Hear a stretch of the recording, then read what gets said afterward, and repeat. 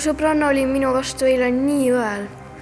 Aga küsiks teadlaselt, miks on inimesed nii erinevad? See on tore, et sa sellisel teemal arutled. Inimesed on erinevad, sest meie mõtted, tunded ja kogemused kujunevad paljudest allikatest. Osa erinevustest on kaasa sündinud. Meie geenid mõjutavad iseloomu. Aga palju sõltub ka sellest, mida me näeme, kuuleme ja kogeme. Näiteks psühholoogid, kes uurivad inimese isiksust, on avastanud, et mõni laps on palju uudishimulikum kui teine. On ka psühholooge, kes uurivad inimeste omavahelisi suhteid.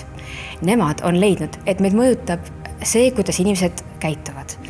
Näiteks, kui laps sai pahandada, kui ta mõne mänguasja uudishimust juppideks võttis, siis ta võib-olla püüab tulevikus mänguasju rohkem hoida.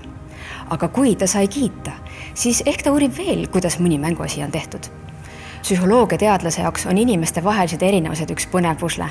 Iga inimene on ainulaadne kombinatsioon geenidest, kogemustest, mõttemustritest ja valikutest, mis ta elu jooksul teeb. Selle kõige mõistmine aitab meil paremini üksteist toetada ja ka ise kasvada.